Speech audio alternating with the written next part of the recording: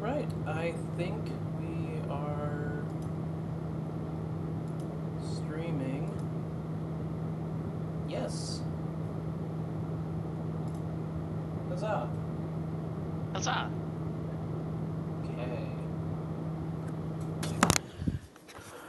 And now to switch over to a controller for an Owlcat game. Let's see here. If it lets me.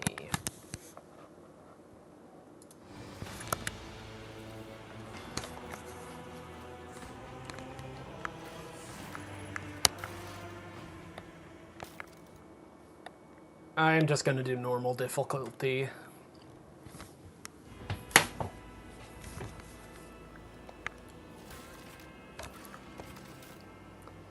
Ooh.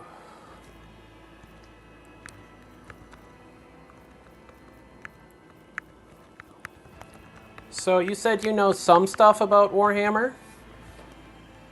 A little, but not that much. Everything is messed up. The series. Okay. Oh, sorry, 1 second. Looks like the rice is done. I'll be right back. Okie dokes.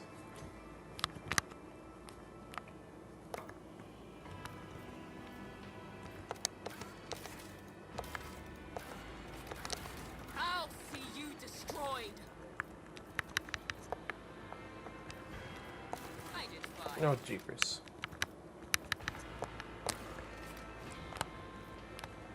Okay.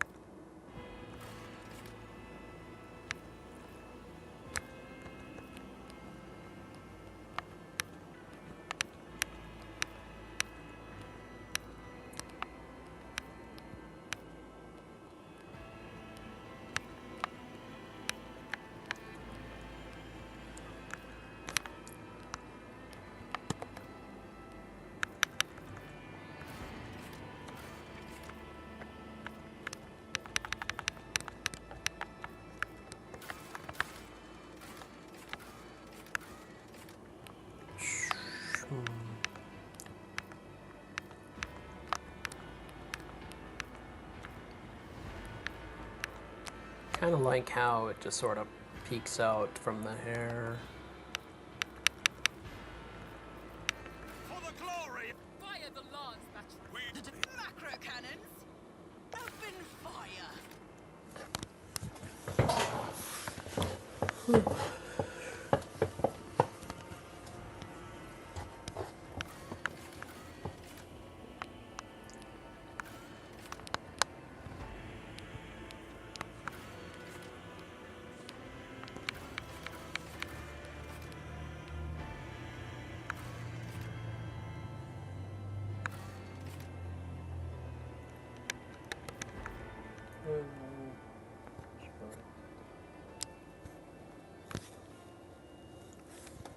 Hive World characters gain plus 1 plus fellowship bonus divided by 2. Resolve if there are 3 or more. Creatures, allies, or enemies in a 3-cell radius. Yet they suffer -2 penalty to resolve with no creatures around. See, I don't like Hive World for that reason.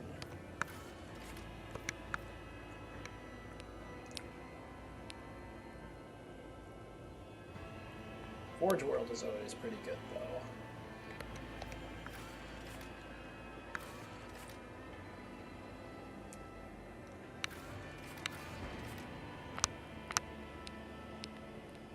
I just think a Commissar should always have, like, a fellowship bonus.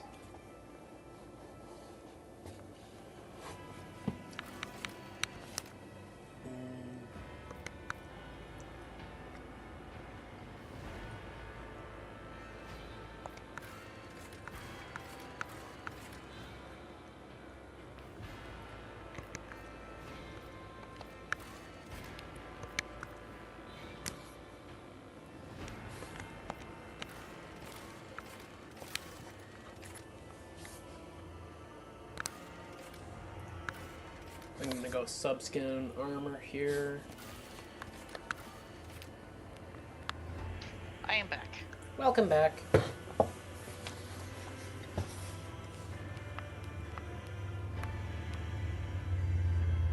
How goes character creation? I went with Forge World so that I can have a armor bonus. Oh, okay. I'm thinking a Commissar.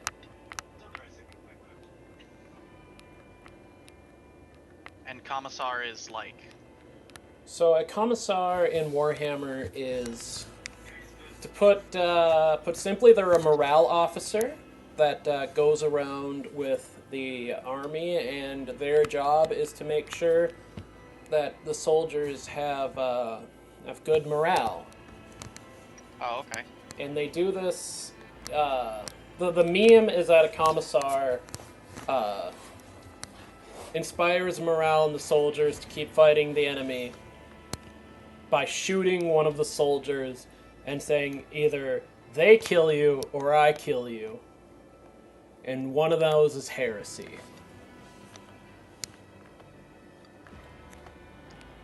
But one of the I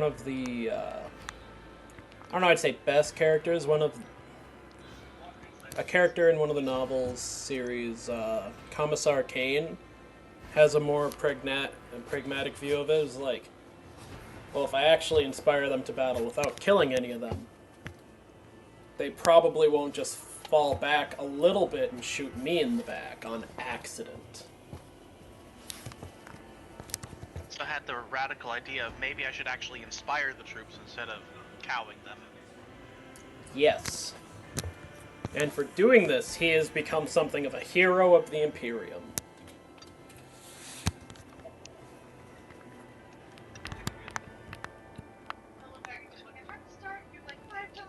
Because instead of killing his own troops, he decided maybe morale will be better if I don't do that. Yes.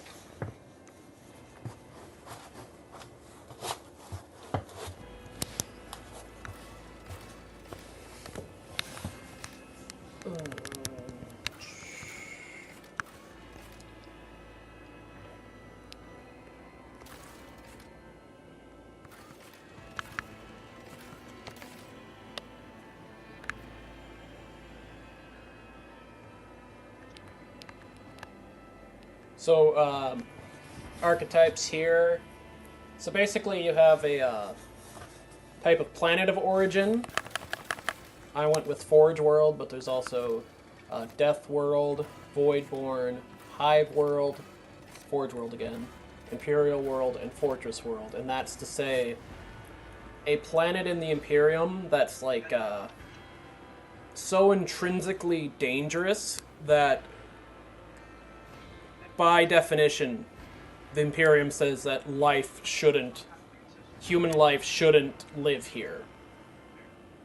But every death world you hear about, that literally is not a barren, atmosphereless wasteland, has people on it. Like the Space Wolves from Fenris. Fenris is a death world. Oh, okay. Definitionally speaking, it is not a planet suitable for harboring life. People live there anyway. Understood. Voidborn is the humans who are born on the massive spaceships in the Imperium, and they very often will live their entire life on these ships because the populations of these vessels is equivalent to anywhere between like a major city to a small nation. So they have their own cultures, their own societies, entirely self-contained within a spaceship. Hive worlds are like, how to say, Like a Coruscant? like a Coruscant, yes. usually much more focused on the lower levels of what Coruscant is like. That is to say, poor and awful. Debatably, like, technically speaking, if you live in, like, the higher tiers of a hive world, you're living in comparative luxury, and if you're actually, like, one of the planetary governors, like, relatives, or otherwise super rich for whatever reason, you would be living in abstract luxury. Then there's the Forge Worlds, which are planets that are owned by the Adeptus Mechanicus rather than the Imperium directly.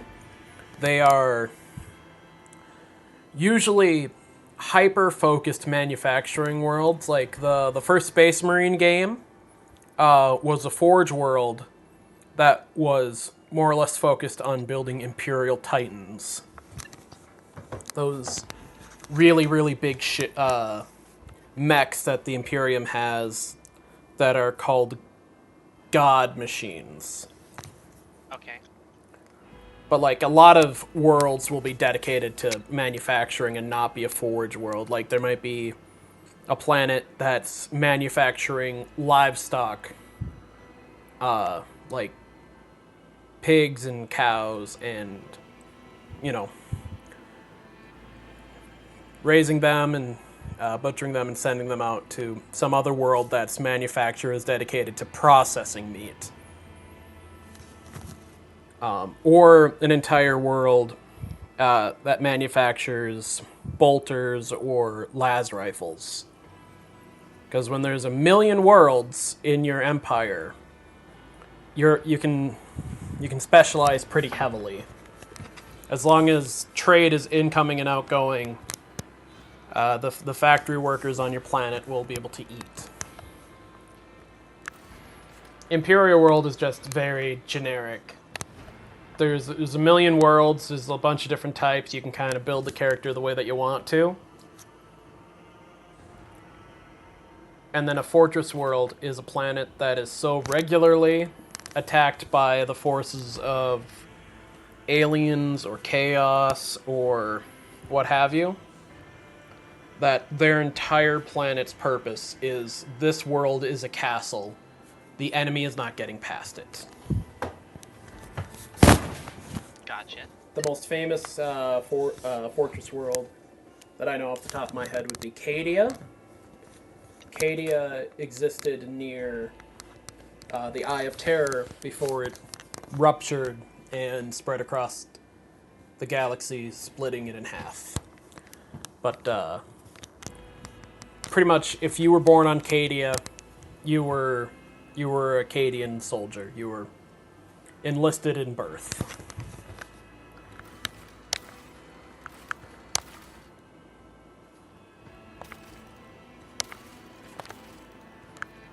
I'm gonna go with warrior because that's kind of like the charge in with the sword build, and I kind of want to do that. Gotcha. I'm assuming officer is more the, like, is archetype like for the class or is it for? Oh, I didn't even. Applied to... Goodness me.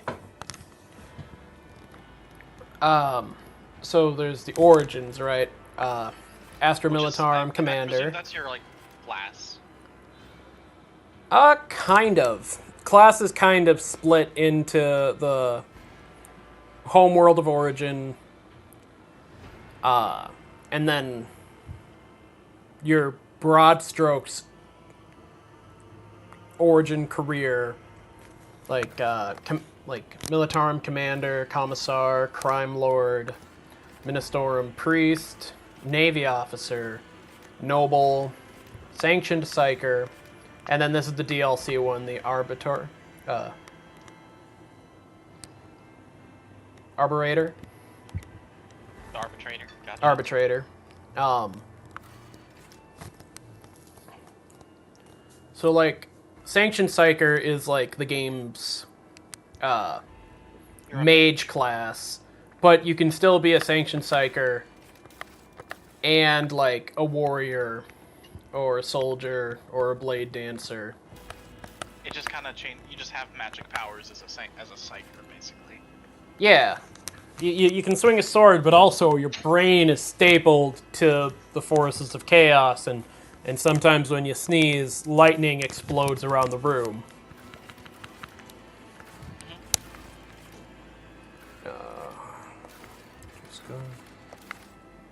And I'm assuming your like triumphant darkest hour is like the idea of backstory stuff, like how you came to become a rogue trader. Yes, I'm doing a bad job at this. Oh, you're okay.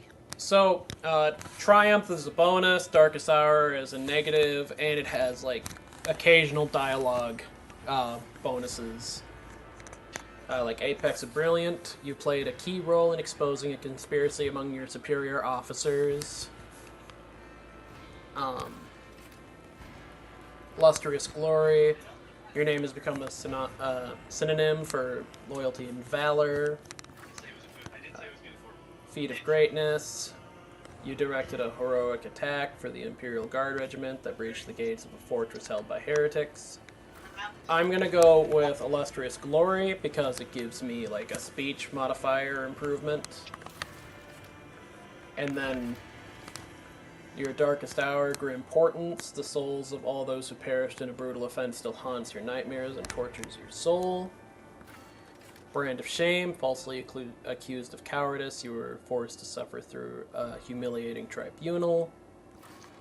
Shadow of Torment, you were attacked by a group of renegade guardsmen during a mutiny and were beaten half to death. I'm going with that one because I don't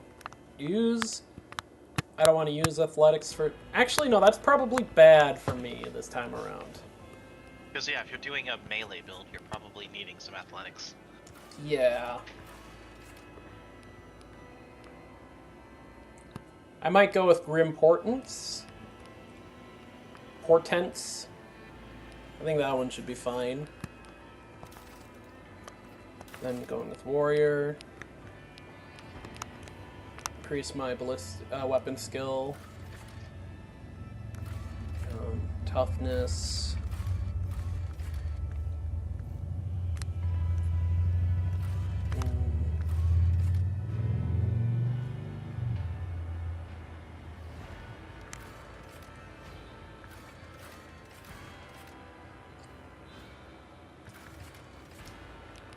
I'm assuming weapon skill and ballistic skill is like weapon is melee and ballistic is guns, I presume? Yes. So weapon skill is your conventional swords, your chain swords, anything that you would hold in your hand and smack the enemy with. Ballistic skill is all of the various ranged weapons in the game. Strength modifies the damage of that weapon. Like, this is to hit, this is damage done. So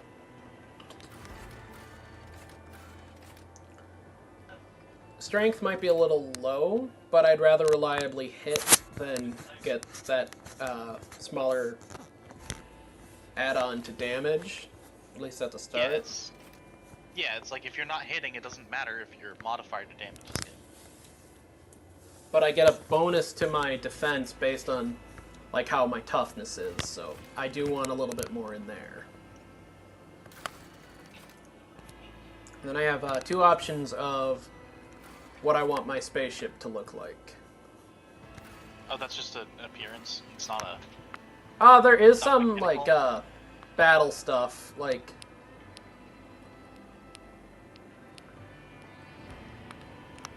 Like, you can kind of see, like, this one's got, like, a real big front cannon, right? Yeah. And then this one's, still got a pretty big front cannon. Yes. I think I'm going to go with the Firestorm class frigate. Now I just need also, a good it looks name. like a big-ass railgun. Let's see. It's like I'm really tempted to boot up the game and make a character. What do you think I should name the ship? I don't know, what are Imperium ships usually named? Imperium ships are usually named things that, how do I best describe this? if you were to read the name, you'd feel like, oh, okay, so this name was dipped in testosterone. Like Horus's ship in the Horus Heresy is the Spirit of Vengeance. Oh.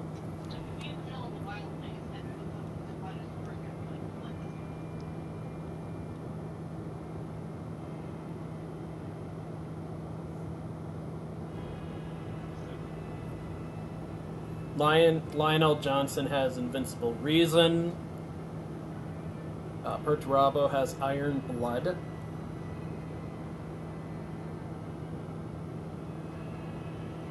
Gilliman has McCragg's Honor. So... Morale at any cost.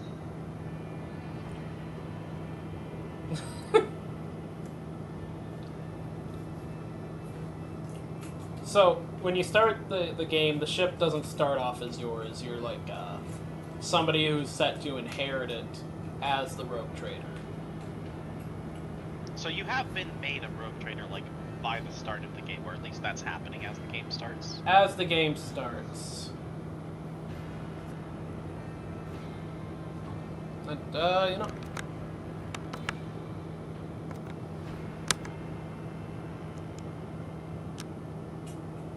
Servant of His Glory.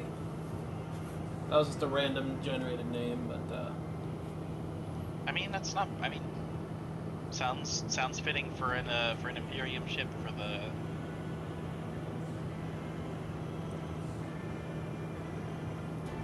Oh, I have one.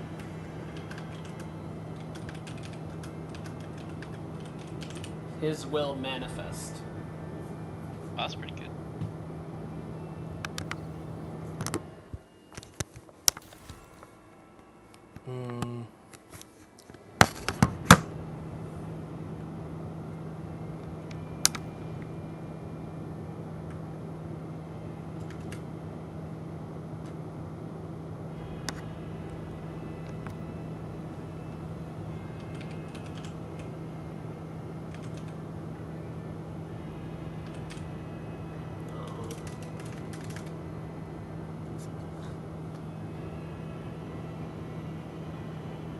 So now you are naming your character. Yes.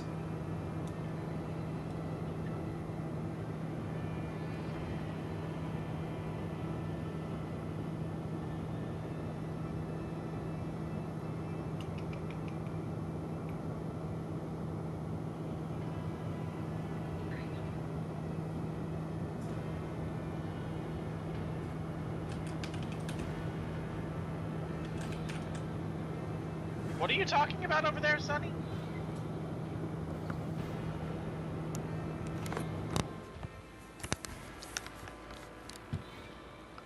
I think this is a good start.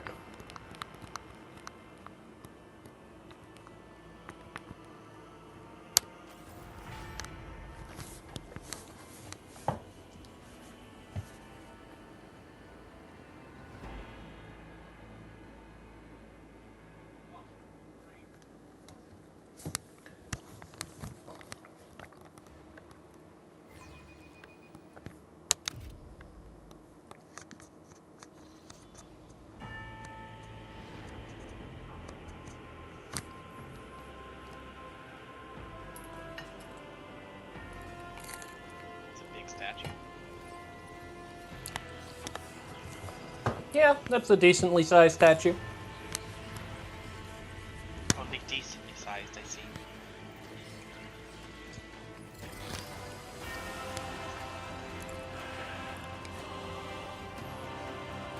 I'd hate to see what a not decently sized statue would be.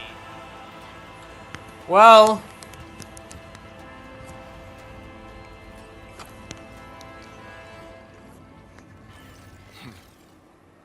An excellent place for contemplation. One has the best view of the cathedral from here. Mesmerizing, wouldn't you say? An impeccable manifestation of the God Emperor's sublimity. Truly an awe-inspiring sight. Frankly, such excess can be tiring at times. All this abstinence... All this luxury. This laughable pretense. Do you have any particular reason for disturbing me? I do not seek you out to pester you with unwanted attention. Allow me to introduce myself.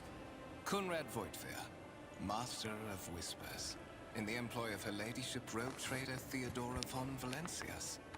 At your service. I haven't had the pleasure of speaking with you in person before.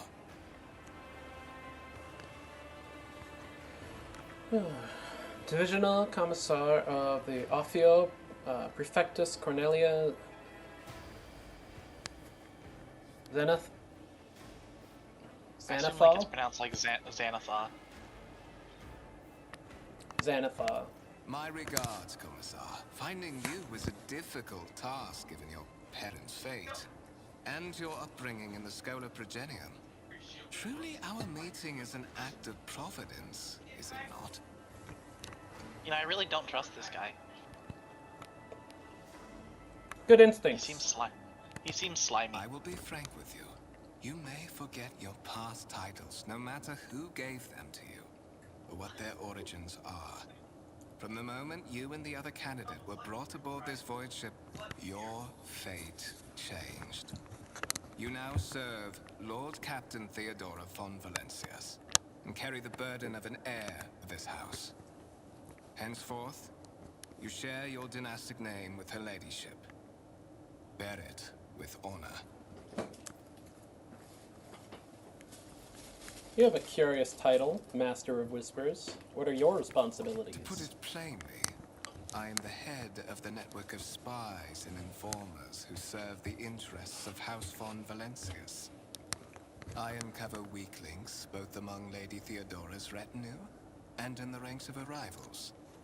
I eliminate our vulnerabilities and exploit those of others.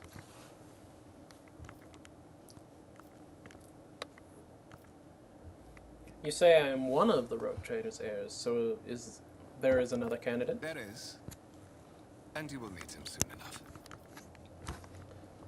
I assume you had some goal in mind when you decided to seek me out. Let's address it. But of course, I have come to invite you to a meeting with Lady Theodora. I imagine you have many questions for your patroness, and I'm sure she has just as many questions for you. It is regrettable that you haven't yet had an opportunity to speak. It has been an arduous voyage thus far.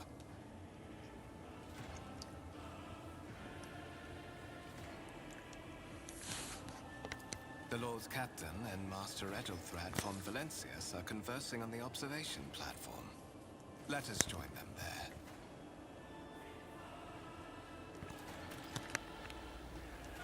Always keep your eye on the prize.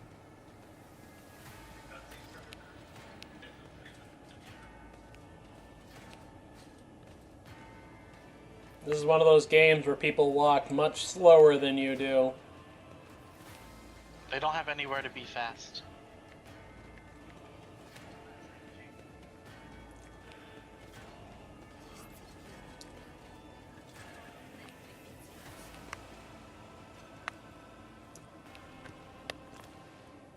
Let's see real quick.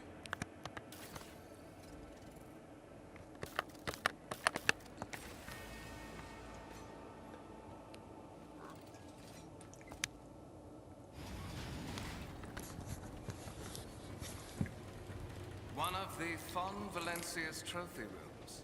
Perhaps you would like to take a look around after your audience with the Lord Captain.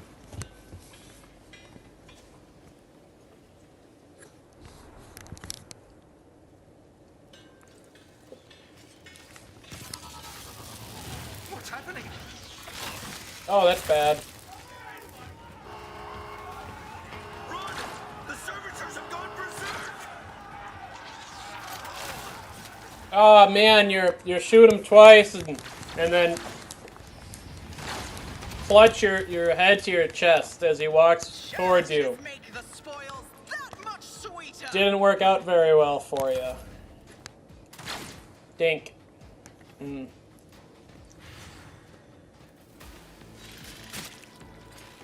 Oofed. Oh no.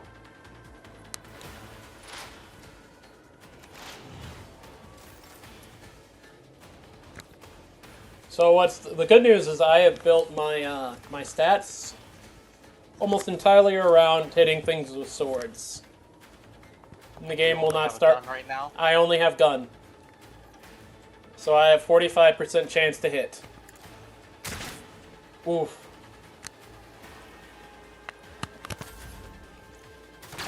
Oh no. Oh, that's bad.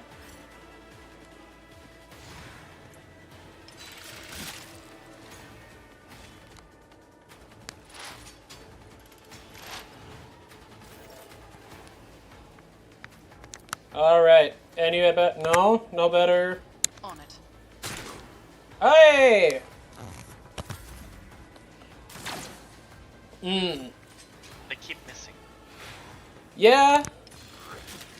Mmm. I suspect Servitor doesn't. Good job, Conrad. Keep analyzing it. Hey, I want you to prove your valor to the Imperium and stand between the two of us. I'll see to it personally. Hey, I hit him again.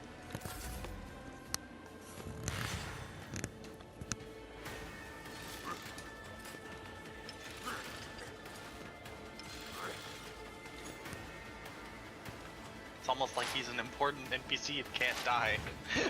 For the glory of the Imperium! You know, there's the slightest chance. Your end was inevitable. What suspiciously poor timing for such an accident. Servitors malfunction on the officer's deck at exactly the same moment when the rogue trader and her heirs are gathered here. I have blocked all passages between the upper and lower sectors of the residential decks. If this is a deliberate attack, it should stop the culprits from advancing their plan.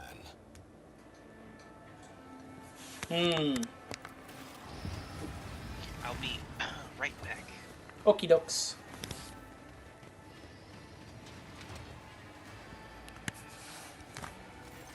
I'm afraid I must remain here. For Lady Theodora's safety, I have to oversee the execution of these orders personally. I hope you will have no difficulty reaching the observation platform on your own. It is just at the end of this corridor.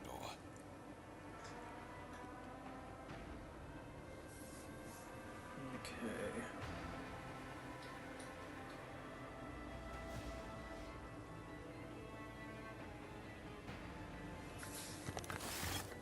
Don't worry, I got it. I can make it. I'll figure it out.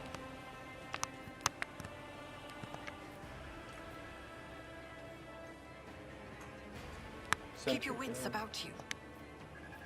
A Lehman Russ battle tank, reclaimed and restored by the grace of the God Emperor.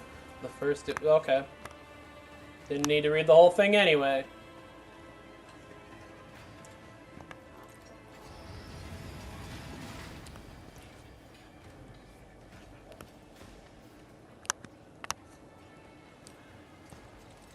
You guys talking about... That warp jump was surprisingly uneventful. The one a couple cycles ago now. That was tough. The delirium took hold of so many, and the witch was up to her old tricks again. I heard the Seneschal gave the senior officers another public dressing down recently. I don't know what it was for this time, but Werserson would latch on to any slip-up as an excuse to give someone an earful. Tech priest.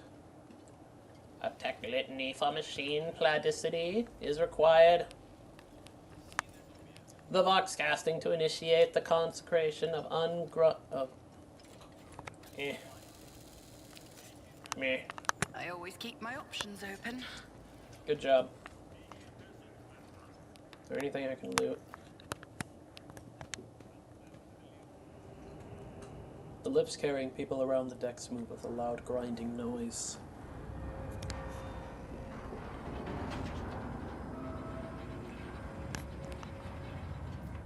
course they do. Deck Enforcer. I am back. Welcome back. Okay. Ready to meet Theodora von Valentius? Sure.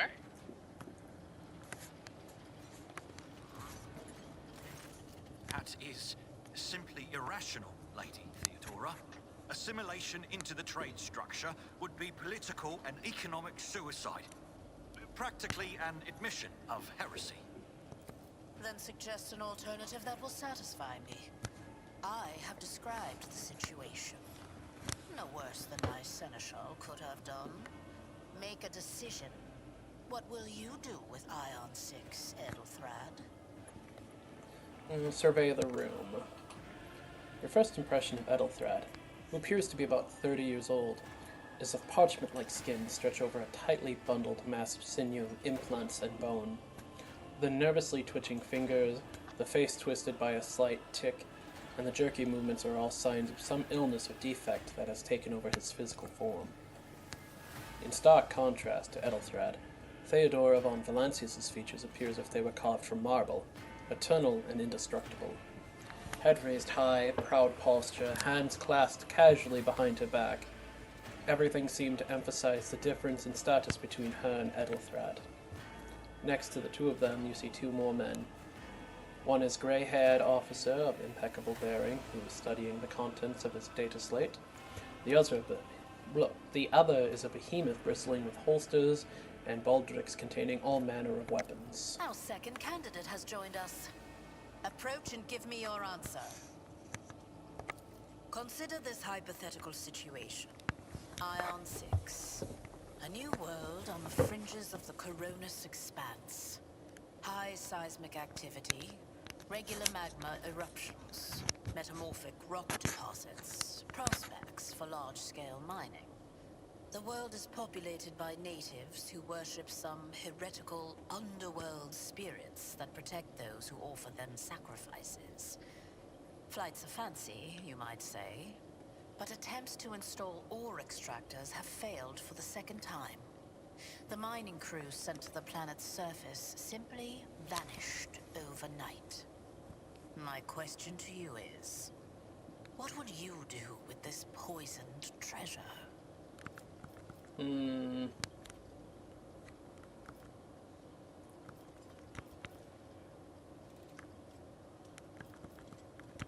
assuming you might want to do one of the lore success question or answers. Well, we got two here. Those spirits could well be the natives' names for dangerous aliens. I would first verify that is indeed the case, and if the population of Aeon 6 engages in Xeno worship. There are ways to confirm... Ouch, ouch, ouch, kitty, ow! There are ways to confirm Cat has whether... spoken. Okay, but is that a yes or a no? I think the cat says not that answer. Okay. As a former commissar, I would continue sending in more people. One crew after another, until someone succeeds in their service to humanity and the conquest of Ion 6. These reports of spirits certainly sound like evidence of heresy. However, I would put my interests first, no matter what means I would have to use. The riches of Aeon 5, or 6 would be mine. Aeon 6 must be purged. For the good of the Imperium, I shall exterminate the heretical beliefs and otherworldly powers that rule the native apostates. I don't know. So what do you think? I'm thinking either 4 or 1. Thinking 1. 1? Alright. Reasonable and prudent. However, chasing after ethereal creatures may prove a rather long and fruitless endeavor. Apart from Xenos, an untrodden planet might be teeming with myriad horrors that are far more dangerous and difficult to eradicate. I suspect that you are simply unaware of their existence. That sounds like heresy, Edelthrad. I gave a straight answer to a simple question, which, as I understand, was still more than you could do, Edelthrad. We are both servants of the God Emperor and Lady Theodora. Does it become any one of our status to engage in petty feuds? I find your tone most disagreeable, Ethelthred. You will kindly alter the manner in which you address me, or else you will live to regret the consequences. Shut your mouth, Ethelthred, before I decide to shut it for you. I guess I lean 1, but that's up. It's your playthrough. You want to be mildly polite? Yes. In the sense that all of the other ones are at least less polite than that. Insolent, ignorant upstart. How dare you? Yeah, there's no way for him to not be Also- upset. Not certain if our new boss is gonna necessarily take our side in an argument, so I don't know if we want to, like, start a fight. Reasonable. Edelthrad, I believe I gave you an assignment on this ship. Explain to me then why my senior congregator is still dawdling about the officer's deck, instead of proceeding to the middle decks to commence the inspection of the compartments in his purview. Yeah. I beg your forgiveness, Lady Theodora. Your presence has such a profound effect on me that I well forgot the time. Nice save. Ethelthred bows ceremoniously and takes his leave without sparing you another look. So, why are you here? Was it not you who sent for me? There are questions I wish to have answered. I don't know just yet. I hope you will clarify that. I'm feeling number 2. Yeah, like I say, You go are for direct. whatever you think. I approve, but you will have to wait. There is something I want you to understand first. Alright, are you ready to be threatened by a scary lady? My name Sure. is Theodora von Valancius Massimo of Scaris. I am a rogue trader in the service of the God Emperor of humanity. And my rights and freedoms are vindicated by a most sacred relic. The warrant of trade, kept aboard this very vessel. Mine is the honor to venture into the darkness, beyond the Imperium, and carry Correct me if I'm wrong. humanity's light Isn't where like the whole thing with powers rogue traders that they wicked and basically act with heretical complete reign, impunity? and bow death and ruin to us all. Well, yes and no. There's a lot of different powers in the Imperium that all act with impunity in their specific field. Like the Inquisitors. Every Inquisitor has unlimited authority to do whatever they want in the Imperium. That doesn't mean that they necessarily have the ability or support. A rogue trader is allowed to go anywhere they want. That doesn't mean they have the resources to get there or the knowledge or skill to do what you gotta do when you get there. Like, nobody will stop you, but people aren't necessarily gonna help you either. Yes, like, if somebody becomes an Inquisitor and on their first day they say, hey, this planet, this one here, brimming with heretics. There's nothing else you can do other than blow them up. I am using my authority to wipe out this entire planet. Probably isn't going to happen, because that Inquisitor is going to go up to whoever they can find in the Imperial Guard, try to throw their weight around, and then kind of just be like softly calmed down in one way or another until they back off, or people are conspired to take out this very dangerous person with unchecked authority.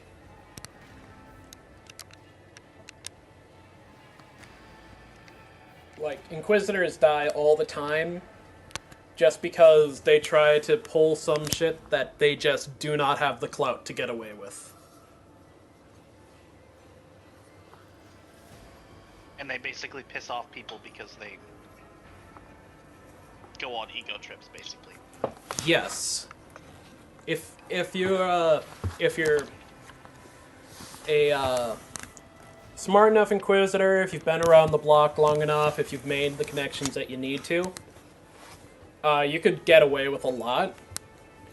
But, like, if you want to try to expose a Space Marine chapter for some heresy or another, and then you die mysteriously, that happens all the time. There's every chance that nobody is ever going to check in with that.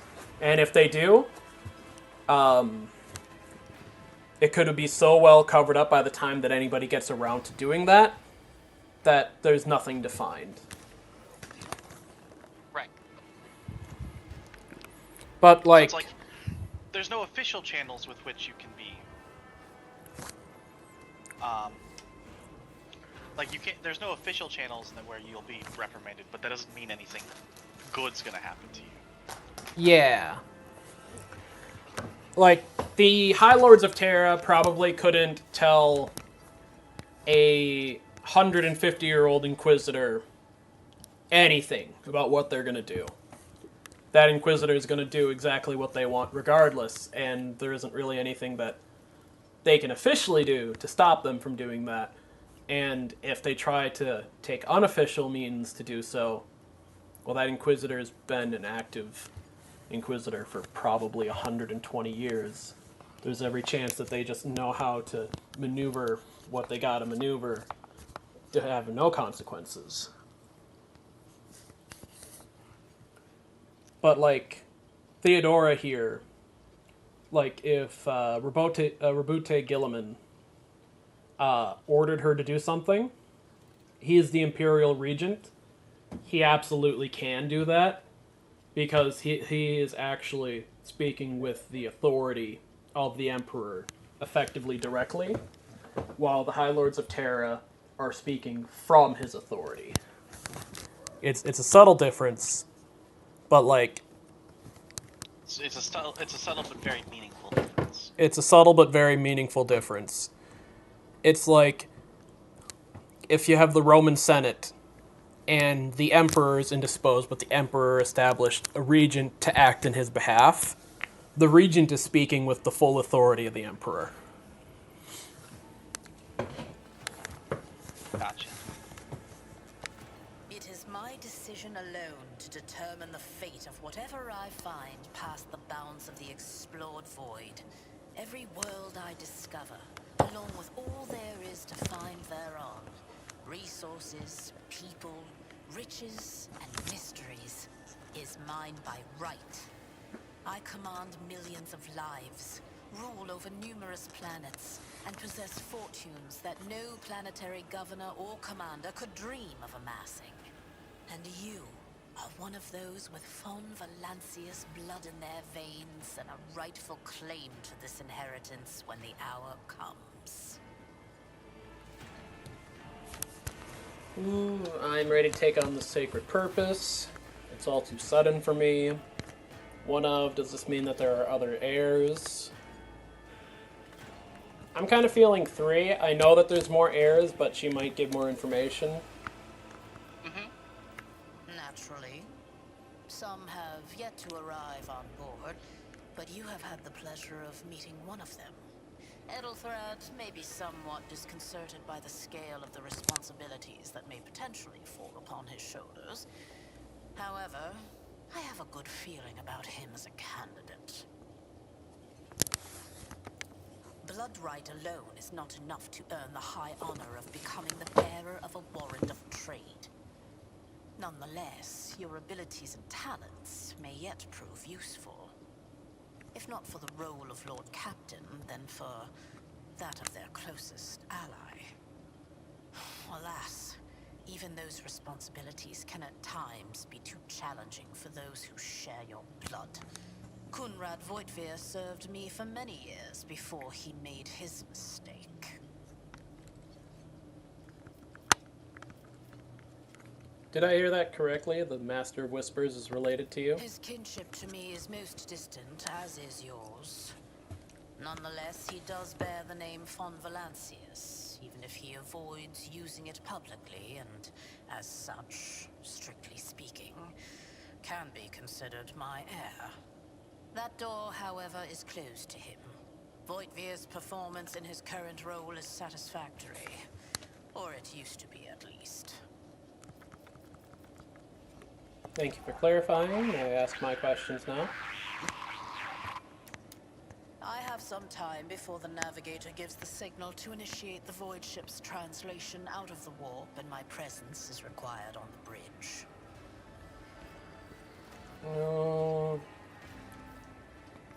What are my current responsibilities? Observe, learn, absorb. It will take time for you to find your bearings aboard this vessel and in your new position. Eventually, I will find a post that suits you as I did for Ethelthrad. Until that time comes, consider yourself my aid. Where is your ship headed? The Rycat system, the domain of rogue trader Winterscale, one of my peers and rivals. Besides me, 2 other rogue traders exist in the Coronis Expanse, and each of them possesses resources comparable to mine. Perhaps you will one day assist House von Valancius in surpassing both of them in affluence and splendor. I set the course for Rykad on the demand for a very specific reason. Perhaps I shall yet apprise you of the purpose for this voyage, but now is not the time. An incident took place on the officer's deck. Some servitors went berserk and attacked the crew. Is that so? Perhaps the technomats were careless during maintenance. Or it could be the warp playing tricks on us in spite of the Gellerfield. Or perhaps there is something to all the stories about the ship being possessed after all. Alright, so, Gellerfield, do you, have you heard that term before? Never before have I heard that term. So whenever, like, you're talking about a vessel that goes into the warp, and they talk about their protections from it, the term Gellerfield will come up. It's, very simply put, a sort of force field that keeps the unreality out of the ship. It isn't a perfect system, but the general idea is that it's like a bubble of reality that keeps everything sane. It keeps the walls from bleeding, it keeps everybody from attacking or eating each other, it keeps all of the madness of the realm of chaos at bay. Usually. In the sense that it's less of a reliable system and more of kind of like a bunch of duct tape holding it together. Kind of, because the Gellerfield is emitted not by a machine, but by, like, a guy. There's, like, a guy on the ship who dreams of reality so hard that it basically keeps reality in check in the area of the ship. Like, Gotcha. did you see the like Space Marine video from Prime's video game show thing? Oh, secret level? No. No? No, Okay. I didn't see it. Well, I'll avoid spoilers here then. But, yes, basically any ship that is warp capable will have a Geller field on the ship. Otherwise, nobody's gonna have a good time. Gotcha. Lady Theodora, for the God Emperor's sake, surely you do not intend to start repeating idle rumors spread about by uneducated riffraff. Now enough, Abelard. Such hearsay amuses me. Idira eagerly retells me everything she learns from the whispers of her unseen advisors. This ship is ancient. It has enough hidden nooks, malfunctioning cogitators, and unused compartments to make ignorant folks speak of specters dwelling inside the bulkheads and plotting against those who yet live. In that case, I shall head to... The ship's haunted. I think every ship is haunted Disturbances in reported on the 40k. adjacent decks. Seneschal, I would be more the leader surprised of if we found a ship that wasn't blood. haunted. It is possible that the chance to prove your worth may present itself sooner than you may have anticipated. I would like a sword, please. I would like a sword right now, please. I think that's maybe gonna be sort of not happening. Oh, darn. You will beg for mercy, and I will grant none. Come to chaos! I can handle this. My place is at the fore. Reduced to dust. Nice. Also nice. My faith strengthens me. That would be an example of a Melta weapon. Brace yourself, Camelot. Basically a flamethrower sort of thing. They have flamethrowers. A Melta is more like a bubble of molten promethium, and it's almost worse. Let's see here. Taking calculated risk is my second nature. You never... Yay! Death to non-believers! Out of my way! I forget. Is this the game that has the robot dogs? With the DLC for the Arbites, they both have robot ducks. Gotcha. This game and Dark Tide. Gotta hurt. I think Dark Tide might be the one. I took care of this one. Weapon at the ready. To the heretics. Chaos guides me! I've suffered worse. Let's see here.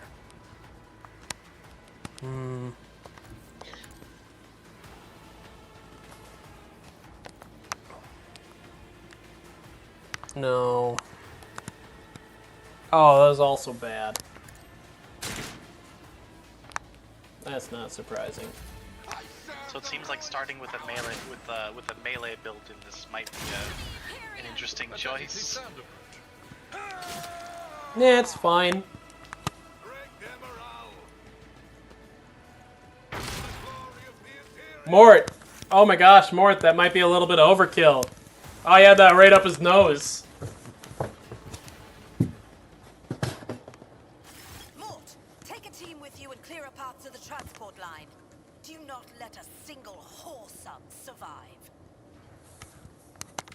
Didn't bat an eye when that scum burst onto the deck, huh? Not bad. I have seen many an officer who panicked at the sight of combat on the upper decks.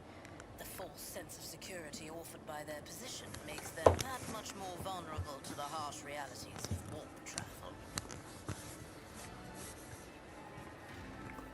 What are your Mort orders? has gone on ahead to clear a path for us. If you want to make yourself useful, go after him and see if the Arch-Militant requires aid. And be quick about it. Okie dokes. Is there money to be made?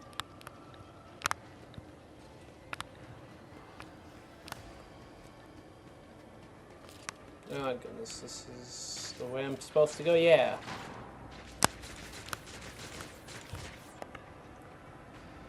The accursed traitor shot him at point-blank range. The Master at Arms is not looking good.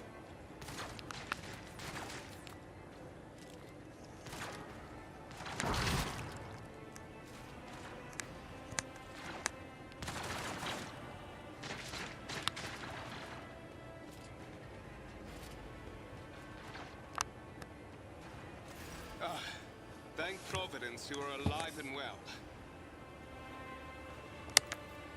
Always on time, eh, Coonrad? The moment we finish chasing the riffraff around the deck, you show up. Always just after the fighting's done. You could set your chrono by it. Mort, hold yourself together. What, did the Lord Captain send you to chivvy us along? We're all done here. I'll report right away.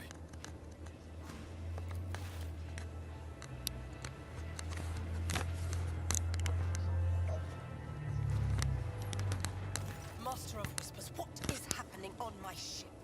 The Voxnet is silent. The Vox Master is not responding. Armed assailants have stormed the officer's deck, and my arch-militant just destroyed several more heretics on the way here. Is this a severe case of warp madness? Have some of my crew lost their minds and forgotten who they are and whom they serve? Report!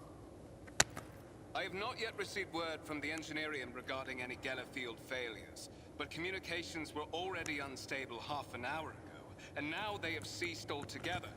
Whatever the cause may be, the consequences are spreading fast.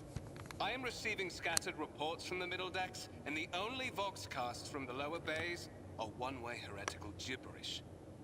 That the madmen have already reached the officer's deck suggests that this outrage was planned in advance. Perhaps this is an organized mutiny. Mutiny, but who would attempt a mutiny here in the warp? A mutiny against the Emperor's anointed. Execute the traitors, every last one of them. We must provide immediate assistance to those still on the middle decks. Perhaps we might stop this wave from spreading. If this is indeed a severe case of warp madness, then the situation is dire. Oh, maybe 1 or 3, I'm thinking. Yeah, I think so. First, we have to confirm that the bridge and the navigator's sanctum are secure. And I have the means to do both things at once. Edelthrad, where is he? I must know if he is unharmed. A psyker aboard a ship that is potentially being assailed by the war could pose a greater threat to himself and others than a whole army of madmen with improvised weapons. I tried to locate him, but the last thing known about his movements is that he arrived on transitional deck 18.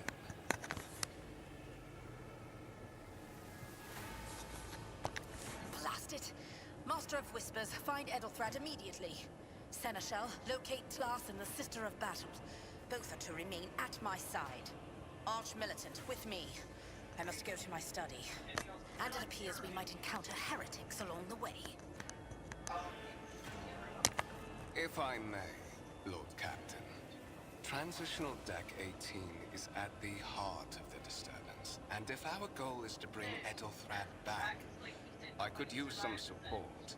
After all, I'm not as adept at directly confronting enemies of the House as the esteemed arch-militant, and taking into consideration Edelthrad's psychic powers. I do like his voice. That was a very good voice actor.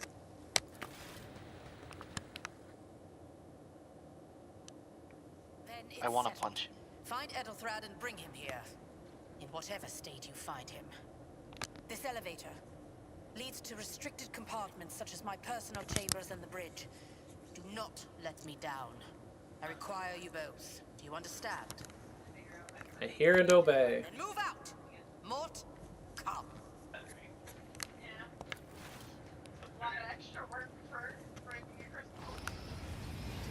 All right, we get to pal along with the Master of Whispers. I'm sure it'll go great. I'm sure there will be no negative Are you ready to occurrences. head to 18? It is a long walk, and you do not even have proper gear. You're correct, I do not. I would much like better gear. I shall make do, lead the way. I have a proposition. Since I am the more important person here, you can go in the front to shield me from potential threats. You had better not fail me. The Lord Captain made it clear that relying on you is fraught with... that one. I see you have quickly earned Lady Theodora's trust. If she is already sharing her closely guarded secrets with you. But that is no longer relevant.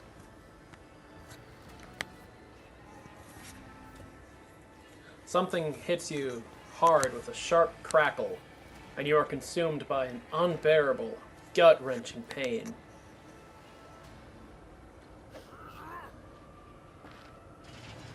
Ow! Oh, he betrayed us.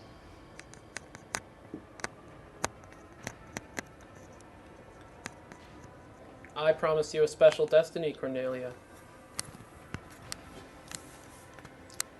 It was like, what was his name? Conrad? Coonrad. Coonrad. Coonrad, curse your sudden and inevitable betrayal.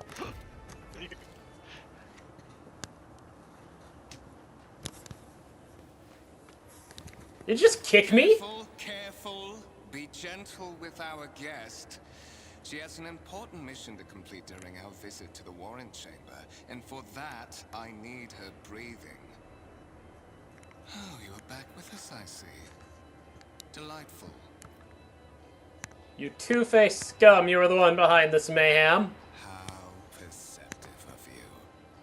I'll help you with the next insight. I need you here for your blood. You have the option to share it voluntarily, or I will squeeze it out of you myself. We are in the anteroom of the Warren Chamber, this void ship's most hallowed vault. There, beyond those gates, lies the relic that gives Theodora all of her power. The sacred warrant of trade. Only one obstacle remains on my path to obtaining it.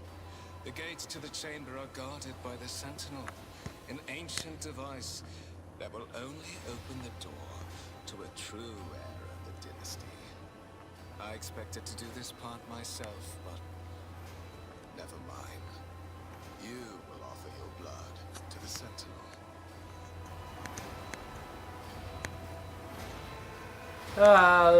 It's definitely gotta be number 2. Yeah, probably. On the contrary, the Warp's blessing has raised me too much above your kind, Fon Valencius. The Sentinel refused to submit to me. But you, I like how it rolls the dialogue check before after all, you select it. isn't that what family is for? I think it's more like Fallout New Vegas, where, like, it'll show you before you select it if you get it or not. Yeah, that's what I mean. It rolls Yeah. the check as well. What sorry, pathetic excuse do you even have for your apostasy, you sordid, wretched piece of grok shit? Wretched? What do you know about wretchedness? Theodora's cur. Are you hoping to buy a grain of her indulgence with your blind loyalty? Oh, I know this delusion. But thank the gods it no longer has power over me. Humanity can rot. I no longer serve mortal kind. Did you drink the green Kool-Aid, the pink Kool-Aid, the blue Kool-Aid, or the red Kool-Aid? Once my work is done, I'll make that pompous wench Fon Valencius watch as I sacrifice her entire dynasty and commit their fate to the gods.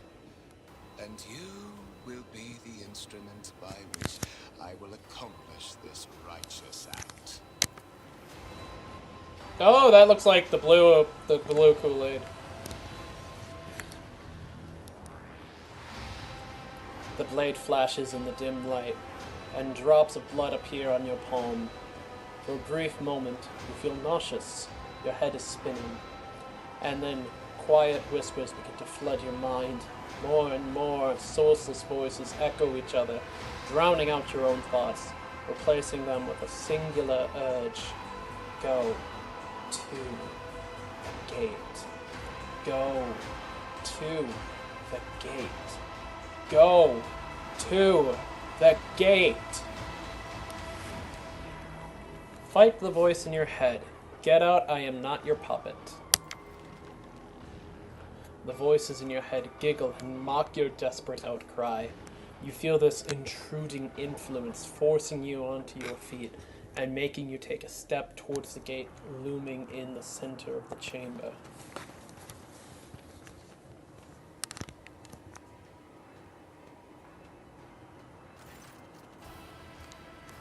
In the gateway arch, you see a cogitator with a human likeness built into the front panel.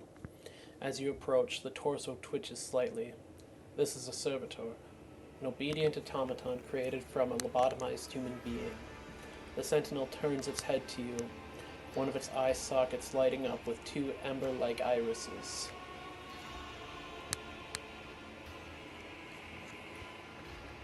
Examine the device. Tech use test succeeded. You carefully inspect the design of the gate cogitator, which immediately catches your eye as the strange alloy that was used as material for the machine's components, some of which are unfamiliar to you. You suspect this might be some kind of anarchotech relic. The servitor on the gate begins to move. With the screeching and groaning of metal, it leans forward closer to you.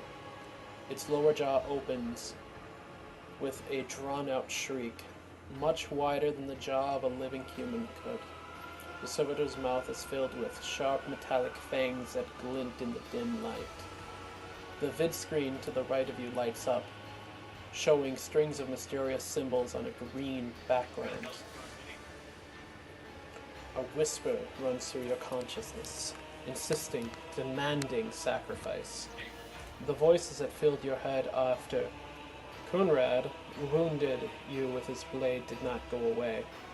On the contrary, their source coiled into a tight knot somewhere in the depths of your mind.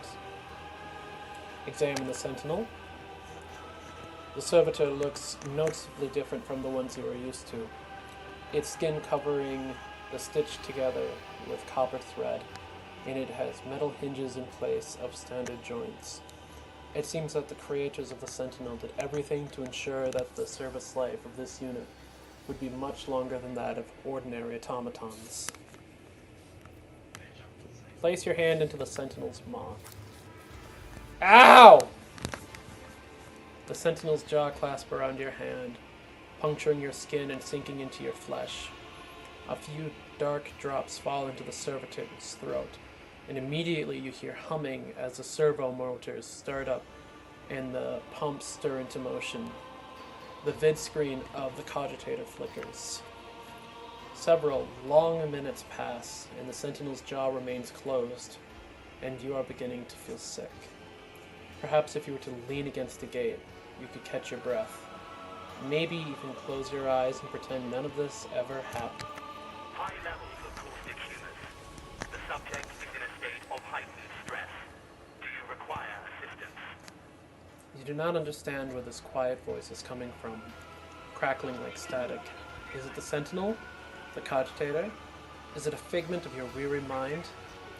Whatever it is, you can clearly hear every word. Yes, yes, please, now! Pain shoots through your head and subsides just as quickly. It would seem the entity coiled in your consciousness does not have the ability to do you any real harm. Request accepted. Initiating defense protocol.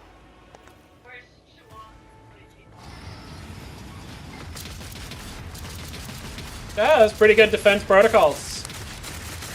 There's some turrets just hanging out in there. There is still another way.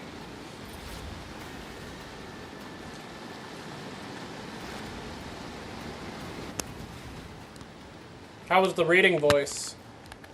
That's good. Let us Your reading not voice is dawdle. good. Thank you.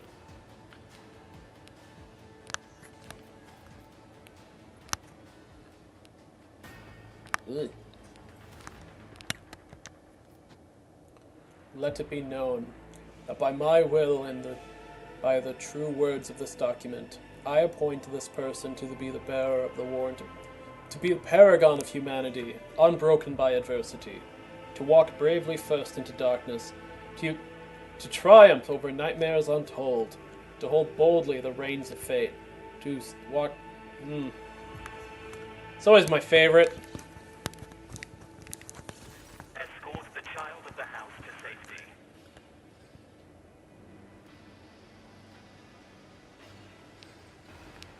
What madness is happening here? Who are you? Who is addressing me? Temporary obnubilation following acute stress. Mobile unit of the Warrant Sentinel standing by. Are you the Warren Sentinel? Mobile unit of the Warren Sentinel, designed as a personal escort of the child of the house and a means of communicating with the rogue trader's subjects. Mobile unit standing by. It has a little trumpet in its mouth and a wig, I think. You see that? Not quite. I believe you, but I can't quite see it. I need to contact someone, preferably Theodora. Broadcast frequencies disrupted. Initiating setup. Establishing connection. Faster! Restore communication with the navigator's sanctum. I am trying to contact the bridge. If anyone can hear me on this frequency, regroup all available forces and head to the upper decks at once. I repeat, regroup all available forces and head... Communication protocols breached. Signal latency assessment unavailable. Unable to establish two-way connection. I need a weapon. I am utterly defenseless. From the current location to the nearest arsenal. Initiating situational calculations. The servo skull goes silent. It relays clicking. Seconds after seconds pass, and you realize that the servo skull will not answer you. Lead me away from here. Upper deck. Assuming the probability of safe placement in areas of concentration of armed units. Calculating. To prevent unauthorized units from breaching the warrant chamber, preemptive sealing must be initiated. The mobile unit will start executing the received order immediately after the safety of the warrant is secured. Rise to the top, or get left in the dust. Okay. Let it be known that by my... Oh, it's still just going through it anyway. I'm assuming that it's like, if you just, whoever has the warrant, like it's not, it doesn't have the name, so it's like whoever has the warrant is the rogue trader. Effectively, yes. If it had a name, then as soon as, like, the fragile human lifespan of the rogue trader ended, then we'd have to have the Emperor specifically assign another rogue trader to all that stuff.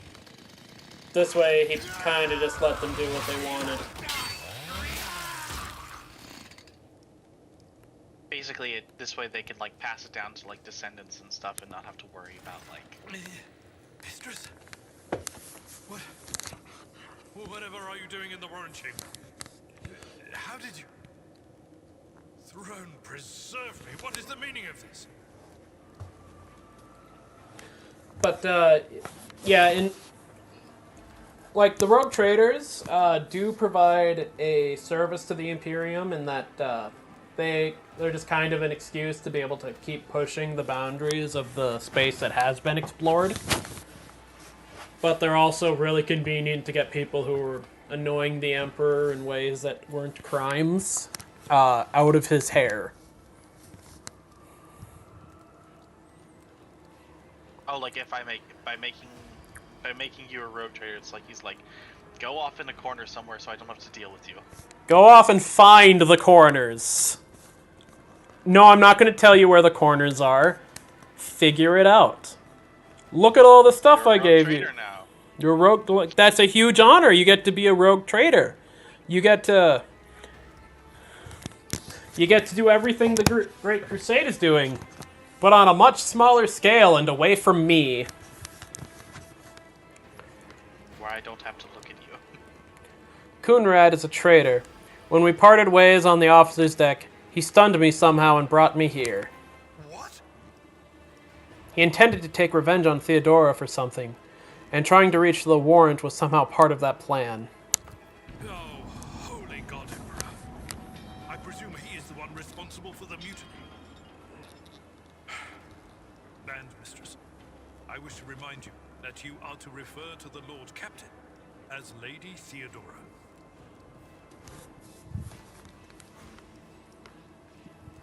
So principled. He openly admitted that he is the mastermind behind the mutiny. Saints' blood! Then it is small wonder that the heretics are so well organized. I thought his order to seal the passages between decks was his attempt to stop the attackers from spreading to other levels. But now I see the real reason. It was to stop the enforcers from intervening.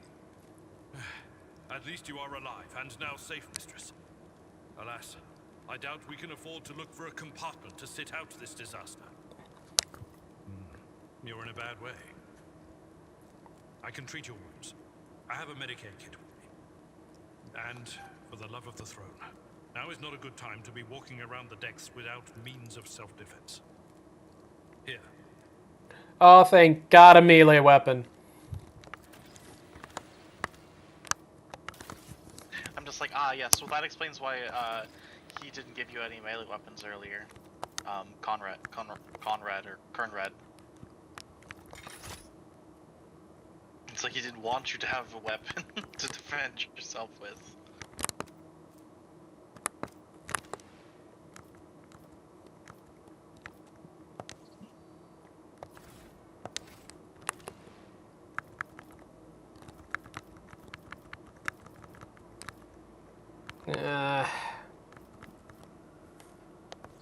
Oh, this is what I look like now.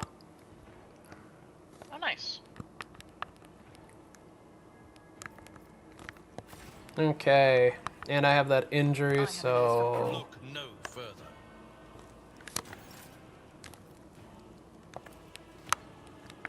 This wound will make a fine. That is a noticeable improvement. Now you're prepared for the trials ahead. The lower decks are teeming with heretics instigating the rabble to revolt. But that is the least of our problems. The ship's enforcers are rounding up the scoundrels and suppressing the resistance. The situation on the middle decks is much worse, although strike teams have already been dispatched there. All communication with the bridge and the engineering bay was lost. So, apart from scattered voxcasts, we have no information to go on. But that is not the worst of it all. All these jolts and shaking are most alarming. These are signs that the navigator and the master helmsman are having difficulty translating the ship out of the wall and into real space. I fear that they may have already lost control. We must reach the navigator's sanctum and get a handle on the situation. If we can manage that, some aboard this vessel may yet survive. What exactly has gone wrong with the translation? I am no helmsman. Oh, God Emperor preserve me, navigator. However, I have spent my entire life aboard void ships equipped with warp drives, and I know that portents such as these do not bode well. It could be that the Geller field has faltered. Perhaps the navigator was struck down by warp corruption and is fighting for the last shreds of his humanity as we speak. If we get thrown off course, we will be forever lost in the war. Naturally, we would likely not have long to live in that scenario. But I will not resign myself to such an outcome just yet. Yeah, there's a lot of real funky situations when people either lose their Geller field or their navigator dies while they're in the warp. Like, you could eventually translate out of the warp, but it could have been, like, you could, for you, be like a couple weeks, but you come out 100 years later, or 1,000 years later, or 50 years ago. Right. How'd you find me? You sent me a Vox message. Specifically, a Voxcast on the officer's frequency, which I had the good fortune to receive. You mean to say you did no such thing? I think it might have been the Warrant Sentinel may have sent that message. It appeared when I opened the chamber. Warrant Sentinel? The Lord Captain barely ever ventures down to the chamber, and I was at her side only once or twice when she did. And I did not see anything of the sort. The Warrant Chamber is an ancient and rather sacred mechanism that the ship's tech priests treat with the utmost reverence. I assume that whatever it is that you did, you must have activated certain processes and caused the Sentinel to awaken. But then, why did none of it happen when Lady Theodora did the same? I'm guessing it has something to do with when Lady Theodora did it. Her life wasn't actively in danger. I would say that seems likely. Lady Theodora's. Which one? The last one I received was about the Navigator's Sanctum, and that was a good while ago. In any case, let us hope that the Lord Captain is well, and safely in charge of the ship's defense. In the meantime, we must do all we can to prevent the ship from veering off course. What can we expect to find in the Navigator's Sanctum? During warp transit, the Sanctum is closed to all who are not involved in traversing the Empyrean. And for good reason. For the Navigator to open their third eye and perceive the way, the Sanctum must be bathed in the energies of the immaterial. Only a Navigator can withstand such an ordeal. For the rest of us, any contact with the warp is fraught with perils such as loss of sanity, spontaneous mutations, and death.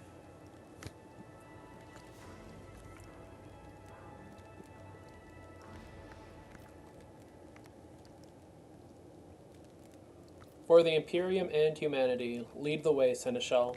Come. To arms, loyal sons and daughters of the God Emperor! Fight the heresy and corruption that threatens to consume our home, and with all your might, destroy those who have dared! The Lord Captain is calling her crew to battle, which means the Vox networks are set up for broadcast transmission, not message exchange. Splendid. While the rogue trader inspires proper resolve to fight in her subjects, you and I shall prove that her trust in us is well deserved. Onward!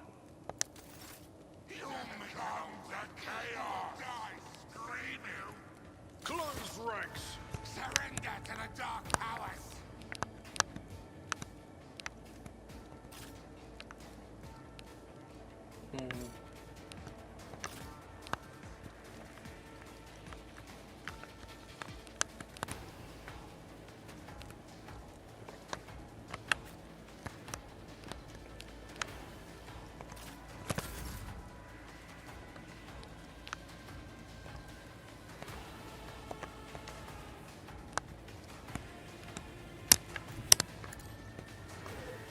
Okay, let's see here.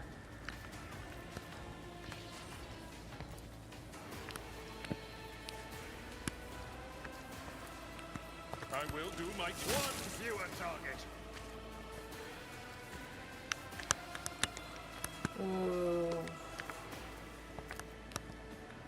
At your beck and call.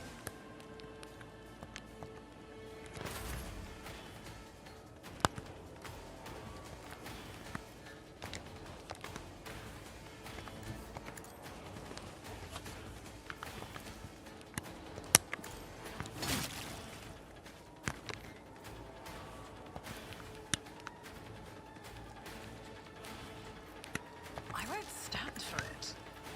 I'll make it happen. Your end was inevitable. There we go. Seems like you're doing a lot better and that you have your melee weapon. Yeah. Ow. Chaos guides me. Ow. Pain and duty go hand in hand.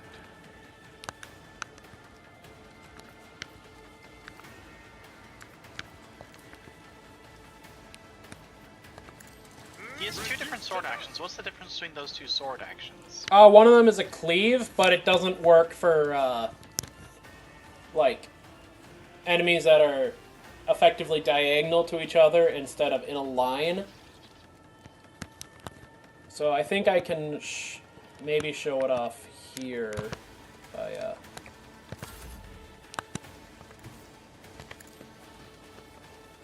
I think. No, I don't have a cleave, do I? No, I do. See how I attacked both? But they were jerks and didn't let me do it. There we go.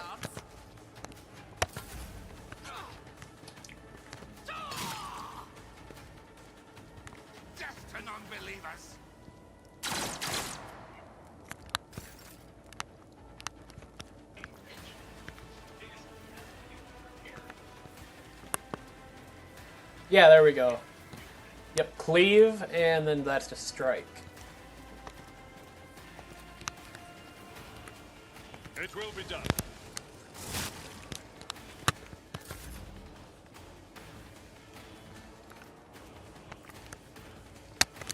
Another enemy down.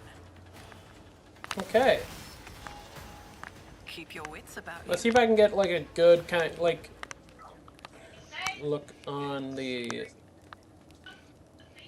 Sentinel. Come on. Okay. Do you see that the Servo Skull's got like a little horn in his mouth and a wig? Yeah, a little bit. I can just see it anyway.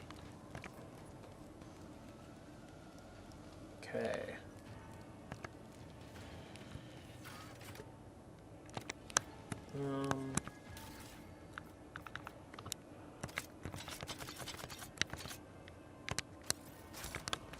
Okay, there we go. And then looks like Fate and fortune favor the we bold. can level up here.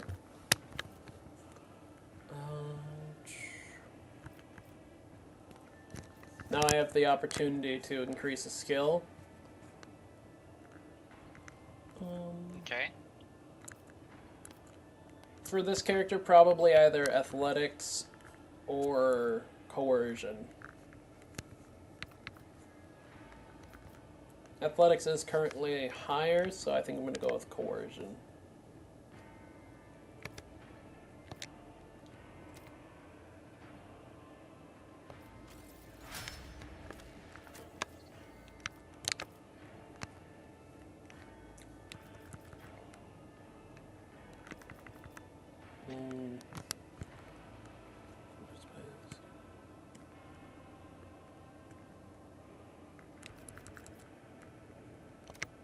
I'm going to increase his medical skill. I always have a backup plan. Now we're going to the Navigator's Sanctum.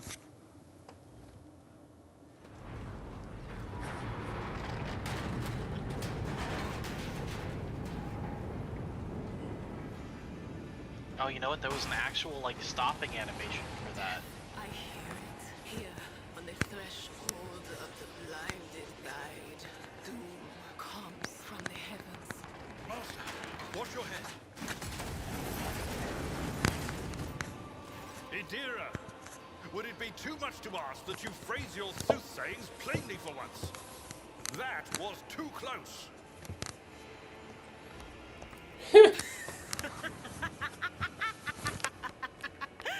Sorry, old man. Their voices are so loud I can't even hear myself. They shriek, they sing, they... Oh, Abela, how they sing. This is Idira Tlas, personal psyker and diviner of Her Ladyship Theodora von Valentius. Idira? I'm not drunk, old man. I'm suffering the effects of the warp that is seeping through these walls. I see the ship's fate. To die in the waves of the immaterium, fall under the burning rays of the final dawn. And in the roaring blaze, I see a figure standing. Who is it? I have no answer.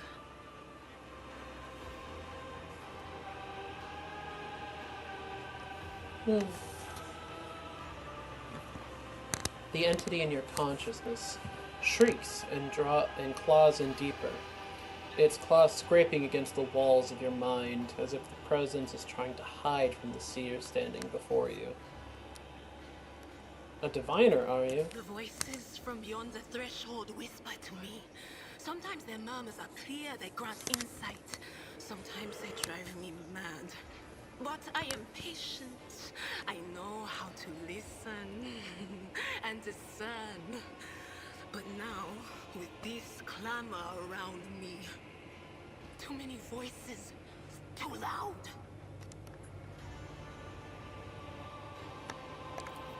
And you are Von Valancius, one of Lady Theodora's heirs. Well then, We finally meet.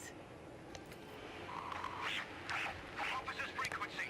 To all who can hear me, those with a weapon in their hands are to gather on the officer's deck at once. I repeat, gather on the officer's deck at once and prepare to launch a counterattack. That's Ethelthrat. Oh, Emperor's Providence. The other heir lives as well. Quickly, we must head to... Not so fast, old man. If we drown in the warp, Lady Theodora's heirs won't be any good to us. If Ethelthrat's like me and hasn't yet surrendered his mind or body to the mercy of the warp, then he can still hold on a little longer without us. Blast it. You're right. First, we need to deal with what is happening here. What are you doing here? The whispers called me. The ones I could make out among all the screams and screeches. Those who are rocking this boat hit us where it hurt. They went after the navigator, our guide through the warp. Other whispers called me to the enginarium, but it was too late. I heard the cry of our master Cog, and the silence that followed. What? You don't mean the Engineer Prime is... Dead, without a doubt.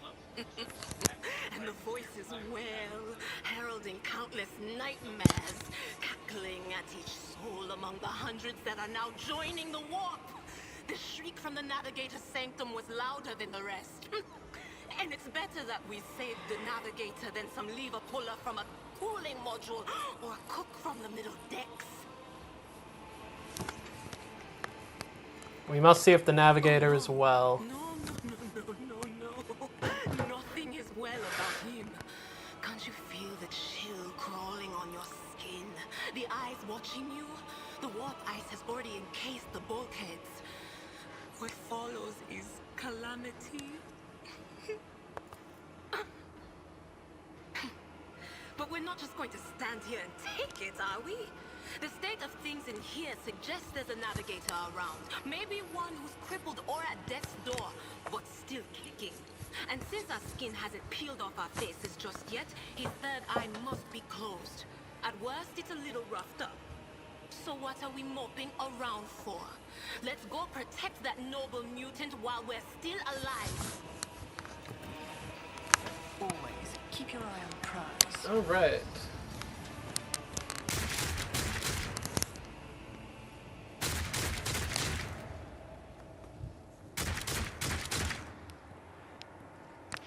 Well, it looks like we have another fight on our hands. Your demise is already calculated. Let the blood flow.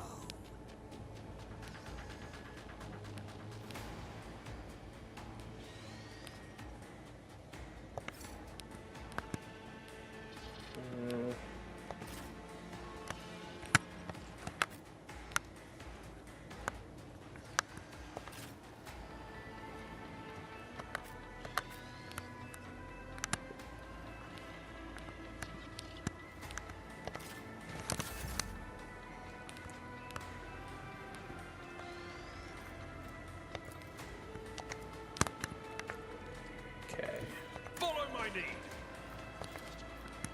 Indeed, I took care of this one. That's not the Seneschal's job. Let's Okay. make it quick.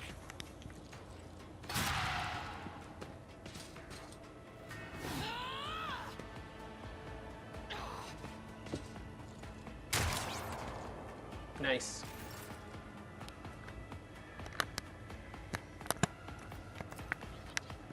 Who, if not me?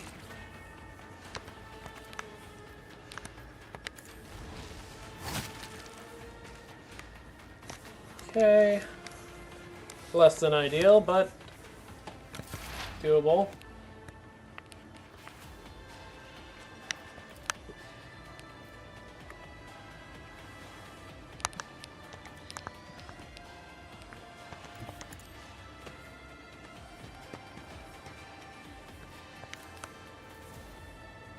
Was that you? Ow. I am your doom.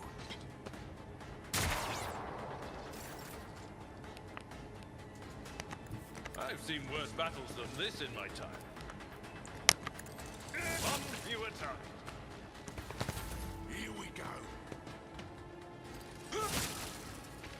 Ah! Didn't flinch.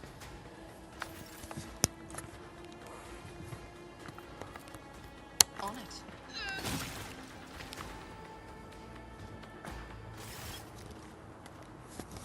Thanks for joining me on the stream today, by the by.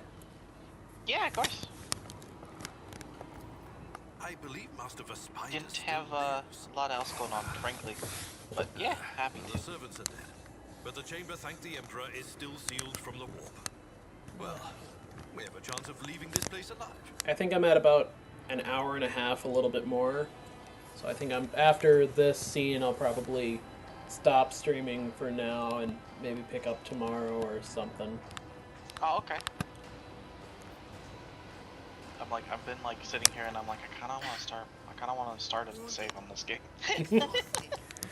I really like this game. I prefer the square tactical grid to some of Owlcat's other. You start combat and everybody starts fighting. Your time is short. I'm not certain I follow. In I think it's Wrath of the Righteous. When combat begins, it's kind of like auto fight until you intervene and start activating like character abilities. Or... Oh, well, you can turn on turn-based mode. Yeah, but I mean, I prefer the default setup that this one has. That's fair. You're in need of help. We have to get you out of that chair.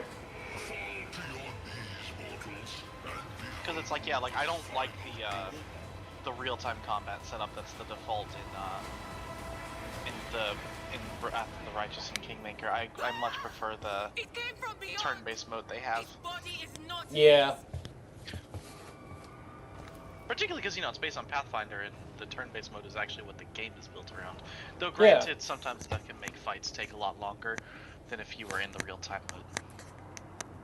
Well, I think if you're just walking around and, like, your characters are well built, put together enough, and, like, you just don't want to personally deal with every, like, little goblin or spider monster that walks up to you. But, like, for any sort of, like, narrative fight, like, you're going to want to turn that off just so that you have more control. True.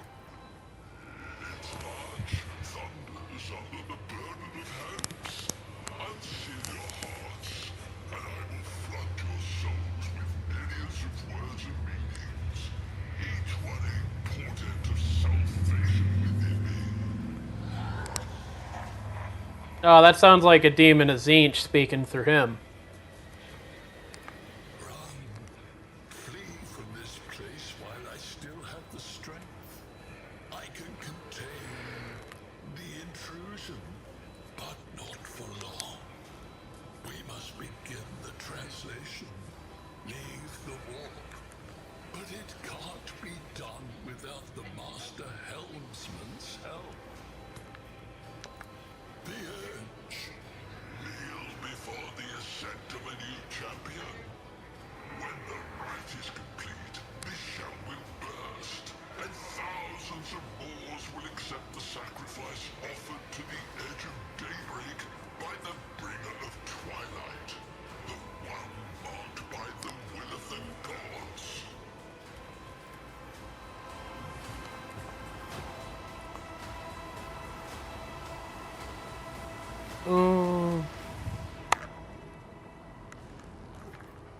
The navigator is still alive, but barely so. What do we do now? The ship can only begin the translation with the assistance of the Master Helmsman, if he is still alive. It is worth a try. We must get to the bridge, but we will need support. Our only option is to fight our way to the officer's deck and join forces with Edelthrad and his people. I believe we will also find Lady Theodora there. She must have heard the call to arms that the servo skull relayed to us earlier. Vespidas, Thank you.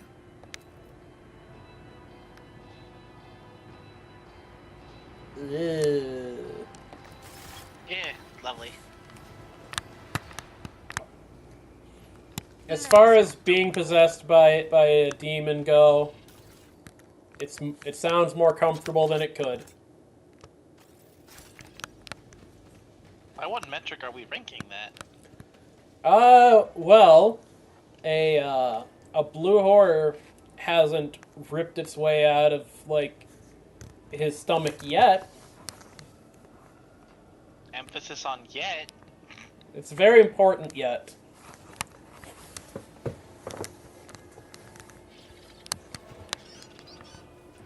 But yeah, I think this is gonna have to be where I end for now. Well, this has been fun. Yeah, it has. Yeah, I'll let you know any other times I'm streaming, and if you're available, you're more than welcome to join. Of course, yeah. Absolutely. Alrighty. Gonna save the game here. And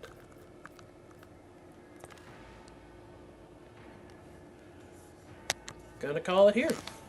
Oops. Well, have a good night. You too. Okay, let's see if I can...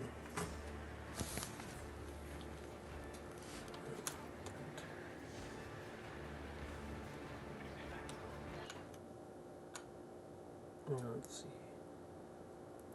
see. And stopping stream.